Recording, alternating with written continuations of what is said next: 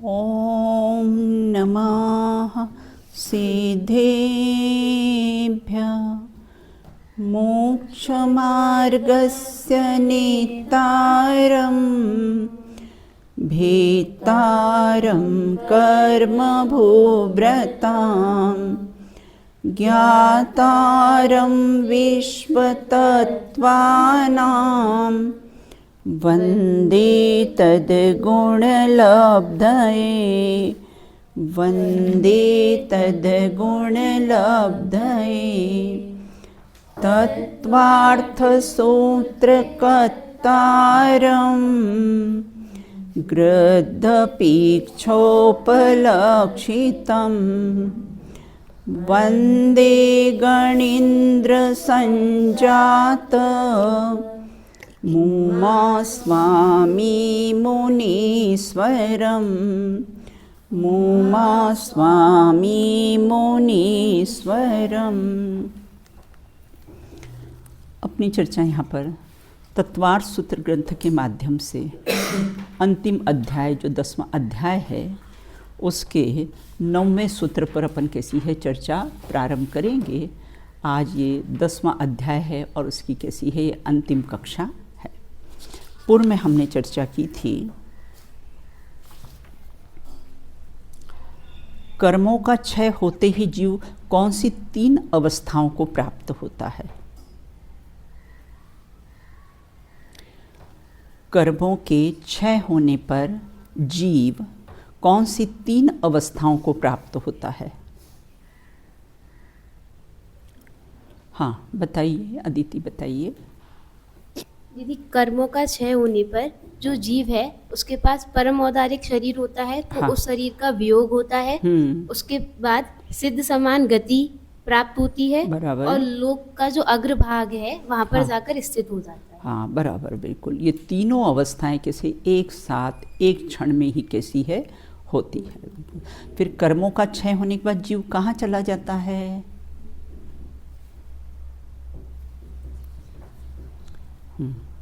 कर्मों का क्षय होने के बाद जीव कहाँ चला जाता है। हाँ बताइए बेटा। यदि समस्त कर्मों का क्षय होने के बाद मुक्त जीव लोक के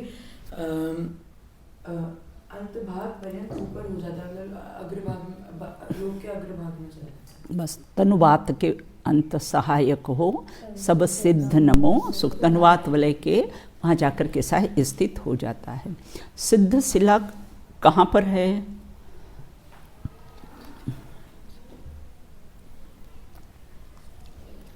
सिद्ध शिला कहाँ, राजी बताइए। सर्वार्थ सिद्धि विमान से 12 योजन ऊपर, 8 योजन मोटी और 1 राजू पूर्व पश्चिम और 7 राजू उत्तर दक्षिण ईशत प्रागभार नाम की 8वीं पृथ्वी है, जिसके अंतिम ऊपरी भाग के बीचों बीच जितना मनुष्य लोक का प्रमाण है, मतलब मध्य लोक का जितना प्रमाण है 45 लाख योजन, उतना ही ऊपर सिद्धशिला का प्रमाण है। और समतल गोलाकार अर्धगोलाकार में है। जैसे वो एक्चुअल में तो अर्धगोलाकार होती नहीं है, लेकिन ऐसे अपन ने कटोरी रखी तो कटोरी को अपन ने सामने से देखा तो वो अपन को अर्धचंद्राकार दिखती है। वो तो त्रस नाड़ी में जैसे अंगूठी में नगीना जड़ा होता है ना, ऐसी ही वो कैसी है जड़ी हुई होती है। अब यहाँ ये कहते हैं कि क्या कारण से मुक्त जीव ऊपर जाता है, वह कारण उदाहरण सहित बताइए। किस कारण से जीव ऊर्ध्वगमन में जाता है और उसको उदाहरण सहित बताइएगा। चलो हाँ चलो अदिति तुम बताओ। हाँ यदि पूर्व प्रयोग अर्थात मतलब पूर्व संस्कारों के कारण और संग का अभाव होने से और जो कर्म के बंधन हैं उनके टूट जाने से तो यह जो जीव है वह ऊर्ध्वगमन स्वभाव उसका है, तो वह ऊपर की ओर जाता है। और इसका उदाहरण इस प्रकार आता है कि सबसे पहला कुम्हार के घड़े के समान, चाक के समान, और दूसरा जो मिट्टी से लिपटी हुई तुमड़ी के समान। नहीं ऐसा पूरा बोलो ना बेटा। जिस प्रकार मिट्टी पे तुमड़ी लिपटी हुई होती है, अगर उसको पानी में डालने पर वो सारी कैसी है, फिर मिट्टी कैसी है हट जाती है और तुमड़ी ऊपर आ जाती है ना? उसी प्रकार हाँ। जो जीव हैं उनके कर्मों का क्षय हो जाता है, बराबर, बिल्कुल। और वो ऊर्ध्वगमन स्वभाव ऊपर जाकर स्थित हो जाते हैं। बराबर, बिल्कुल। फिर तीसरा उदाहरण आता है एरंड के बीज का। हाँ। जैसे जो आंवले के अंदर भी बीज होता है, हाँ, हाँ। उसे हम पहले सुखाएं तो बराबर। और फिर उसे तोड़ें तो जो बीज होता है वह ऊपर की तरफ उछलता है। बराबर, तो बिल्कुल, उसी है ना? प्रकार यह जो जीव है हाँ, हाँ। उसके यदि कर्म है, अगर वह सूख जाए या फिर हाँ। वो मतलब बंधन को प्राप्त, हाँ। बंधन उनके टूट जाए, हाँ, हाँ। तो फिर जो जीव है वह ऊर्ध्वगमन स्वभाव वाला होता है, फिर वो ऊपर जाके स्थित हो जाता बराबर, है। बिल्कुल। और चौथा आता है अग्नि की शिखा के समान। हाँ। कि जैसे हमने माचिस की तिल्ली जलाई तो उसकी जो ज्वाला होती है वो ऊपर की ऊर्ध्वगमन स्वभावी होती है, बराबर। वैसी ही जो आत्मा है वह भी हाँ। ऊपर की ओर जाता है, बिल्कुल। इस प्रकार 4 उदाहरणों के मान से मतलब जीव ऊर्ध्वगमन क्यों करता है, ऊपर क्यों जाता है, तो उनको 4 उदाहरण, क्या कारण है मुक्त जीव ऊपर जाता है, उसको 4 उदाहरणों के माध्यम से कैसा है बताया। और उसके आगे क्यों नहीं जाता, है ना? वो कैसा है, लोकाकाश के आगे, लोक के अंत में जाके क्यों रुक जाता है, उसके आगे क्यों नहीं जाता है, क्या कारण है? हाँ बताओ बेटा।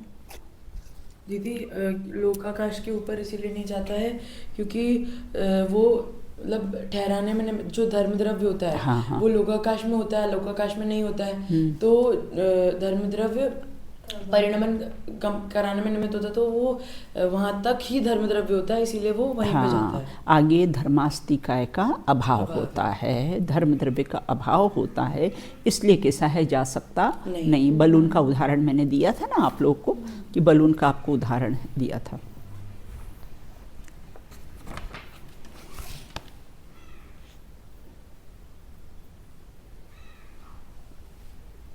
वही है कि मुक्त जीव अलोकाकाश में क्यों नहीं जाते हैं, क्योंकि धर्म द्रव्य की कैसी है, सहायता से ही होता है गमन। अब कैसा है, धर्म द्रव्य का अभाव हो गया है, इसलिए वो कैसा है, लोकाकाश में गमन करता नहीं है। अब यहाँ ये कहते हैं कारण के और प्रकार और अन्य भेद होते, कौन से, एक समर्थ कारण और कैसा एक असमर्थ कारण, 2 कारण बताए हैं, बिल्कुल, है ना। तो समर्थ कारण किसे कहते हैं, समर्थ कारण किसे कहते हैं? हाँ अणिमा बताइए।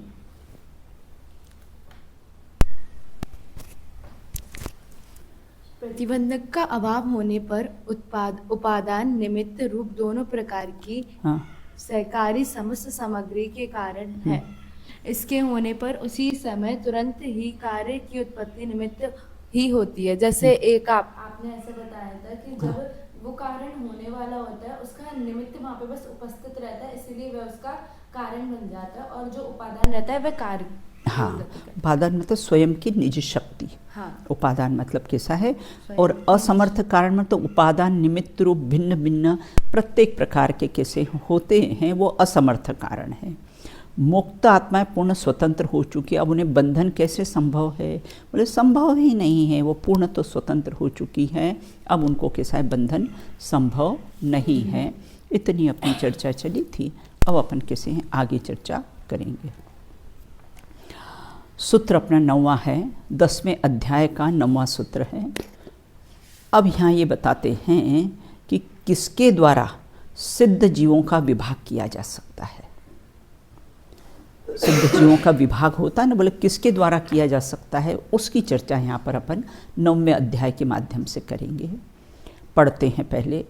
क्षेत्र काल गति लिंग, क्षेत्र काल गति लिंग, क्षेत्र काल गति लिंग, क्षेत्र काल गति लिंग, तीर्थ चारित्र, तीर्थ चारित्र, प्रत्येक बुद्ध, प्रत्येक बुद्ध, बोधित ज्ञानावगाहनांतर, बोधित ज्ञानावगाहनांतर, बोधित ज्ञानावगाहनांतर, बोधित ज्ञानावगाहनांतर, बोधित ज्ञानावगाहनांतर, बोधित ज्ञानावगाहनांतर, संख्याल्प बहुत्वः, संख्यात बहुत्वः, संख्याल्प बहुत्वः, संख्याल्प बहुत्वः, साध्या, साध्या मतलब विभाग करना, संधि करना, उसका विभाग करना। अब कहते हैं कि ऐसे कौन से कारण हैं जिनके कारण सिद्धों का विभाजन किया है, तो बोले क्षेत्र के कारण, कोई गिरनार जी से गया है, कोई शिखर जी से गया है, कोई मांगी तुंगी से गए हैं, है ना। तो इस प्रकार क्षेत्र के कारण के साथ सिद्धों का विभाजन किया है। तो क्षेत्र और काल के कारण, कोई कुछ काल में गया, कुछ काल में गया। गति, गमन, लिंग, तीर्थ, चारित्र, प्रत्येक बुद्ध और बोधित, ज्ञानावगाहनांतर, संख्याल्प, बहुत्वः, सांध्या। अर्थ देखते हैं इसका। सबसे पहले तो कैसे है, इनके द्वारा सिद्ध जीवों का विभाजन किया गया है। भाई कोई क्षेत्र से गया ना, तो क्षेत्र के कारण ये गिरनार जी से नेमिनाथ भगवान गए हैं और अपने 20 तीर्थंकर शिखर जी से गए हैं, तो ये क्षेत्र के कारण का विभाजन हो गया। मुक्त जीव का किस कारण से भेद करते हैं, तो ये भेद उन्होंने बता दिए हैं। अब प्रत्युत्पन्न नय किसे कहते हैं, यहाँ कहते हैं प्रत्युत्पन्न नय किसे करते हैं, अर्थात वर्तमान नयगम नय। जो नय केवल वर्तमान पर्याय को ग्रहण करता है उसे प्रत्युत्पन्न नय कहते हैं। ये ऋजु सूत्र नय की अपेक्षा से है, जैसे दर्शन करने वाले को दर्शनार्थी कहना। अब अभी आप लोग सोए पढ़ रहे हो तो आप इस समय आपको विद्यार्थी कहना, है ना। जब आप भोजनालय में जाओगे तो आपको कैसे भोगार्थी कहना। तो इस प्रकार से यहाँ कहते प्रत्युत्पन्न नय की अपेक्षा से जो वर्तमान में जो कार्य कर रहे हैं ना उसको उस रूप से कहना। अब ऋजु सुत नय की अपेक्षा से ये बात कही है। भूत प्रज्ञापन नय किसे कहते हैं, भूत मतलब अतीत पर्याय में, पूर्व की जो पर्याय थी, जैसे महावीर का जीव, उसकी पूर्व की पर्याय सिंह थी, है ना। तो भूत प्रज्ञापन नय मतलब जो नय अतीत पर्याय को ग्रहण करता है उसे भूत प्रज्ञापन नय कहते हैं। भाई रिटायर्ड डॉक्टर साहब हैं, फिर भी हम उनको क्या कहते हैं, डॉक्टर साहब। रिटायर्ड हो गए, अब कोई प्रैक्टिस करते नहीं हैं, फिर भी उनको क्या कहना, डॉक्टर कहना। सिद्धों को, है ना, अरहंत कहना। अभी जैसे महावीर भगवान सिद्ध हो गए ना, फिर भी हम अरहंत मानकर उनको पूज रहे हैं ना मंदिर में, ना। तो वो कैसा है, ये भूत नयगम नय से, कि पहले वो अरहंत दशा में थे, है ना, और अब वो सिद्ध दशा को प्राप्त हुए हैं, बिल्कुल। तो इसलिए यहाँ सिद्धों को अरहंत कहना, है ना। और कैसे निर्वाण दिवस मनाना उनका। निर्वाण आज हुआ है क्या, नहीं हुआ है, लेकिन फिर भी हम कैसे हैं, निर्वाण दिवस मनाते हैं, बिल्कुल। अब कहते हैं मुक्त जीवों की मुक्ति किस क्षेत्र से हुई है, इसमें कोई भेद है क्या। कोई भरत क्षेत्र से, अब देखो जो क्षेत्र की अपेक्षा से विभाजन किए ना, कोई भरत क्षेत्र से जाते हैं मोक्ष, कोई कैसे हैं ऐरावत क्षेत्र से जाते हैं, और ये विद्यमान 20 तीर्थंकर है ना, ये विधेय क्षेत्र से गए हैं। ऐसा क्षेत्र की अपेक्षा से कैसा है, उनका विभाजन करना, उस अपेक्षा से सिद्धों के भेद करना। और स्थान की अपेक्षा, कोई शिखर जी से गया है, कोई कैसा मांगी तुंगी से गए हैं, कोई कैसा है वहाँ से गए हैं, ना गिरनार से गए हैं, कोई पालीताना से गए हैं। तो इस प्रकार से क्षेत्रों की अपेक्षा से उनका विभाजन करना, वो कैसा है, क्षेत्र सिद्ध कहलाते हैं। अब कहते हैं मुक्त जीवों का काल और गति क्रम भेद है या नहीं। देखो कोई उत्सर्पणी में सिद्ध हुए हैं, उत्सर्पणी काल में सिद्ध हुए हैं, और कोई कैसे अवसर्पणी काल के चतुर्थ काल में सिद्ध हुए, कोई उत्सर्पणी के तीसरे काल में कैसे सिद्ध हुए, कोई मनुष्य गति से सिद्ध हुए हैं, है ना, और कोई देव नर गति के मनुष्य होकर, है ना, फिर सिद्ध हुए हैं। पूर्व में जैसे सिंह का जीव, है ना, पूर्व में तिरेंच गति में था, फिर कैसा है, सिद्ध हुआ है। कोई देव गति से आकर कैसे यहाँ पर आते हैं, जैसे सर्वार सिद्धि से ज़्यादातर देव या मनुष्य पर्याय में आते हैं, और यहाँ से ही कैसे मोक्ष चले जाते हैं। तो कोई देव से या नरक के मनुष्य होकर कैसे हैं, सिद्ध हो जाते हैं। वहाँ नरक गति से यहाँ आएंगे और फिर यहाँ से भी कैसे हैं, पुरुषार्थ करके मोक्ष चले जाएंगे। ये काल और गति क्रम से कैसे हैं, भेद किए गए हैं। अब कैसे लिंग, लिंग मतलब कैसा है, चिन्ह, किसी लिंग से सिद्ध होते हैं, बिल्कुल, है ना। वास्तव में अलिंग से ही सिद्ध होते हैं, लिंग से तो कोई सिद्ध होता ही नहीं है, अथवा द्रव्य लिंग से ही सिद्ध होते हैं। और भाव लिंग की अपेक्षा से तीनों लिंगों से मुक्त होते हैं। नपुंसक का कैसा लिया है? तीनों लिंग, स्त्री वेद, पुरुष वेद और नपुंसक वेद, है ना। बोले तीनों लिंग से सिद्ध। देखो नपुंसक क्या है, अभी नारकीस नपुंसक होते ना, वहाँ से आकर यहाँ सिद्ध होंगे ना, तो वहाँ क्या लिंग की अपेक्षा से कह दिया है ना। और कोई स्त्री है, स्त्री पर्याय, उसने छेद कर फिर कैसा है यहाँ आए और यहाँ मनुष्य पर्याय धारण करी। देखो स्त्री लिंग और स्त्री वेद में बेटा क्या अंतर पाया जाता है? स्त्रीलिंग मतलब द्रव्य से, मतलब लिंग होना, लिंग चिन्ह विशेष, हाँ चिन्ह विशेष, हाँ। और स्त्री वेद का मतलब कि पुरुष में रमण का करने का भाव हो, बिल्कुल। तो स्त्री लिंग और स्त्री वेद में, हाँ पुरुष लिंग और पुरुष वेद में क्या अंतर पाया जाता है? हाँ हाँ बताओ अदिति बताओ। दीदी जो पुरुष का चिन्ह होगा, चिन्ह विशेष है, हाँ हाँ वो पुरुष लिंग हो गया। हाँ। और अगर कोई भी पुरुष को यदि स्त्री के प्रति रमण करने का भाव हो, बराबर पुरुष वेद हो गया, बिल्कुल। तो इस प्रकार से पुरुष को स्त्री से रमण करने का भाव हो, पुरुष को स्त्री से रमण करने का भाव हो, है ना। तो इस प्रकार से यहाँ ये कहते हैं कि तीर्थ की अपेक्षा से, किस तीर्थ से सिद्धि होती है? अब तीर्थ की अपेक्षा से भी भेद कर दिए। अभी अपने तीर्थों के नाम बताए ना, कोई तीर्थंकर होकर सिद्ध होते हैं ना, कोई बिना तीर्थंकर हुए ही सिद्ध हो जाते हैं। 24 तीर्थंकर तो तीर्थंकर होकर सिद्ध हुए, और बाकी कितने केवली है बेटा, है ना, वो तीर्थंकर नहीं होते फिर भी कैसे हैं, मोक्ष जाते हैं, बिल्कुल। कोई तीर्थंकर काल में सिद्ध हुए हैं, तीर्थंकर के काल में सिद्ध हो गए, और कोई तीर्थंकर के मोक्ष के जाने के बाद उनके तीर्थों से कैसे हैं, सिद्ध हुए हैं ना। बाद में कैसे, जैसे गौतम गंधर शिखर जी से गए ना, वो तो तीर्थंकर नहीं थे ना, फिर वो कैसे हैं, फिर भी वो कैसे वहाँ से मोक्ष गए हैं। तीर्थंकर के मोक्ष जाने के बाद फिर कैसे वहाँ से तीर्थ हुए हैं। अब चारित्र की अपेक्षा से भेद, किस चारित्र से सिद्धि होती है? चारित्र की अपेक्षा से कोई एक से, अथवा कोई भूतपूर्व नय की अपेक्षा से 2 और 3 चारित्र से कैसे हैं, सिद्ध हुए हैं, बिल्कुल। कैसे चारित्र की अपेक्षा से कोई एक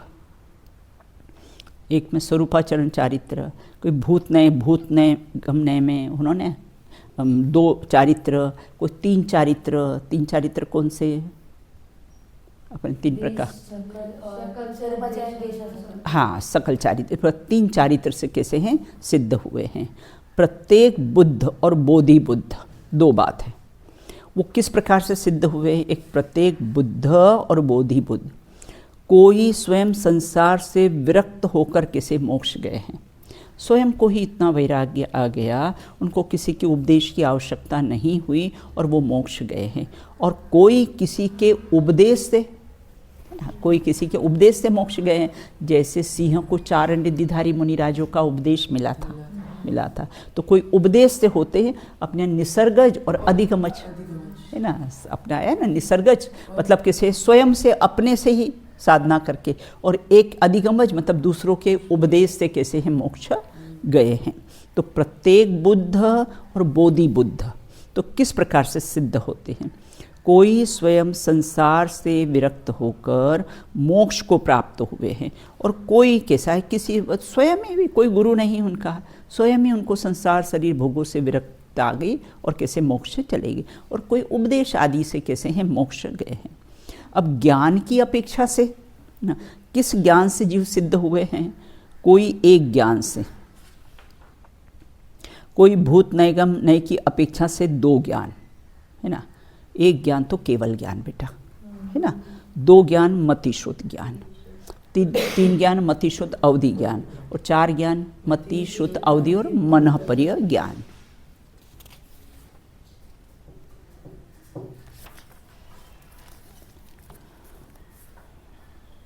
सिद्ध होंगे बिल्कुल। वो कहते हैं ना, आँख का हर आंसू गंगा जल हुआ करता है, रहते हैं जहाँ एक सिद्ध में सिद्ध, वो स्थान सिद्धालय हुआ करता है, बिल्कुल, है ना। तो यहाँ एक कहते सिद्धालय, मिलते जहाँ एक आत्मा में आत्मा, है ना, वह हर मुकाम सिद्धालय हुआ करता है। फिर से बोलती हूँ, आँख का हर आंसू गंगा जल हुआ करता है,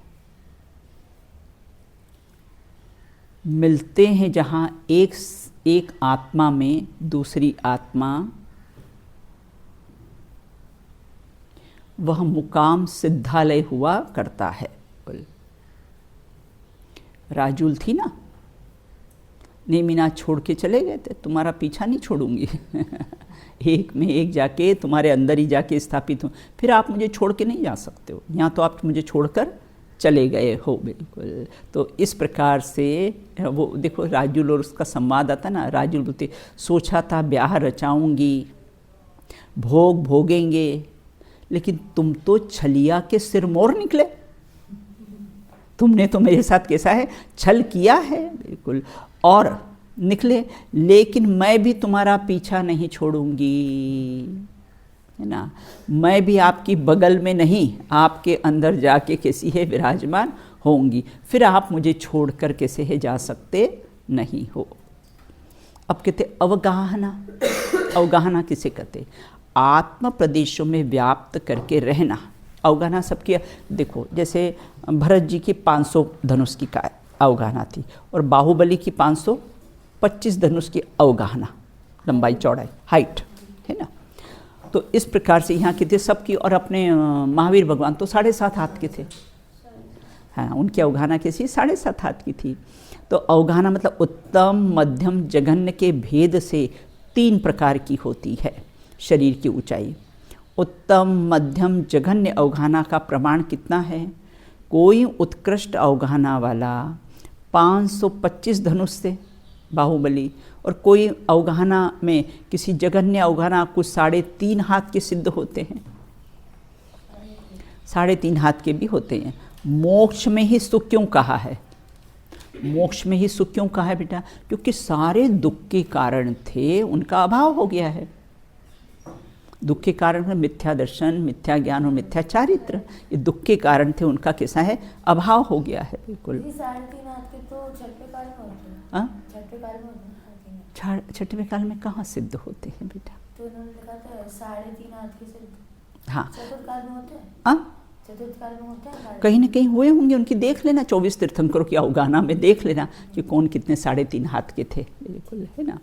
तो यहाँ ये कहते हैं कि कौन 525, कोई कैसा है जघन्य, कुछ 3.5 हाथ की अवगाहना। अंतर कैसा है, अब अंतर एक सिद्ध से दूसरे सिद्ध होने का मध्यकाल, मतलब दोनों में अंतर, एक सिद्ध गए फिर दूसरा सिद्ध होगा, तो उसमें कितना अंतर होगा, तो जघन्य तो 1 समय और उत्कृष्ट 8 समय, और विरह काल जघन्य में 1 समय और उत्कृष्ट से कैसे 6 माह का कैसा है होता है। तो असंख्यात प्रदेशी सिद्ध, तो हाँ विरह काल, विरह काल मतलब उनका गैप है ना, गैप, एक जन गए फिर उसकी गैप, वो विरह काल कहलाता है। तो एक सिद्ध दूसरे सिद्ध में जघन्य अंतर, जघन्य 1 समय की और उत्कृष्ट 8 समय की, है ना। अगर अंतर भी रहेगा तो कैसा है, एक सिद्ध में जघन्य कम से कम तो कैसा है 1 समय का, अभी सिद्ध गए फिर दूसरे समय दूसरे सिद्ध गए उतना, और उत्कृष्ट होगा तो कितना 8 समय का, 8 समय का कैसा है रहेगा। विरह काल जघन्य से 1 समय और उत्कृष्ट कैसे है 6 माह, जघन्य 1 समय और अधिक से अधिक उनका अंतर रहा तो कैसा है, एक सिद्ध हुए उसके बाद दूसरे सिद्ध होंगे, उनमें अधिक से अधिक अंतर रहा तो 6 महीने का रहेगा। बिल्कुल ना। अब कहते हैं संख्या अनुयोग से अल्प बहुत बताइए। यहाँ कहते हैं संख्या से ना, जघन्य से 1 समय में 1 जीव सिद्ध होता है, जघन्य से कम 1 समय में 1 जीव सिद्ध होता है, और उत्कृष्ट कितने होते हैं 108 जीव, 1 समय में 108 जीव सिद्ध होते हैं।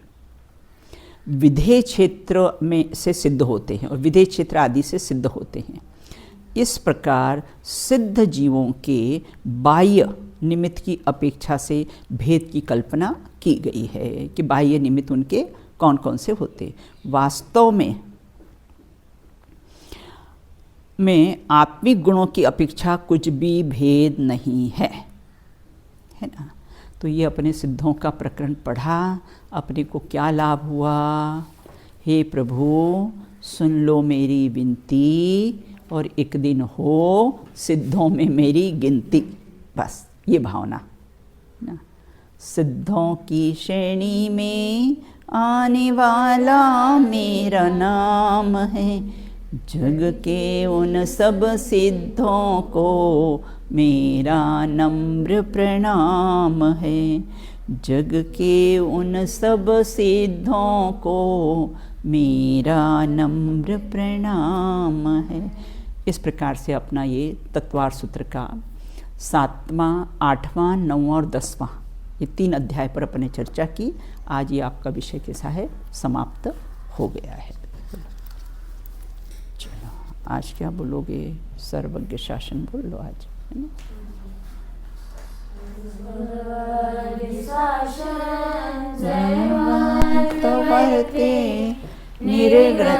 इसमें बोलो बेटा तो जयवंत वरते हरि पर की निंदा प्रशंसा स्वयं ही करते समय शक्ति बुद्धि न खोवे।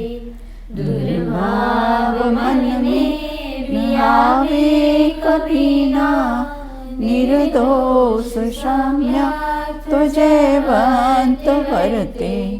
गुरुवर का गौरव सदा हो हृदय में बहे ज्ञान धारा सुआनंदकारी।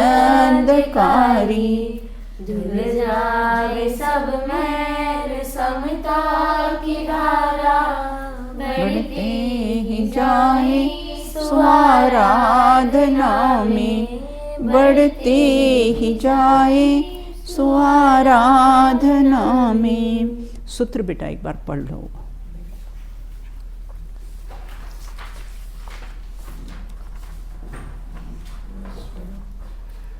क्षेत्र काल गति लिंग तीर्थ चारित्र प्रत्येक बुद्ध बोधित ज्ञान गान अंतर संख्यार्थ बहुतत्वता साध्या। दोनों सूत्र हो गए। 9वां और 10वां था ना कि बस? अच्छा 9वां ही था ना, 9 ही सूत्र हैं बिल्कुल, है ना। इस प्रकार से अपना ये निर्विघ्न समाप्त हुआ तत्वार सूत्र। चलिए जय बोलिए। प्रकाश हो गया ना, ज्ञान का प्रकाश हो गया। बोलिए अनंतानंत सिद्ध परमेष्ठी भगवंतों की जय हो। नित्य बोधनीय द्वादशांगमय जिनवाणी माता की जय हो। अस्थि की मस्ती में मस्त रहने वाले समस्त वीतरागी संतों की जय हो। अंतिम शासन नायक भगवान महावीर स्वामी की जय हो। अहिंसामयी जैन धर्म की जय हो। एक साथ बोलिए जय जिनेंद्र, जय जिनेंद्र।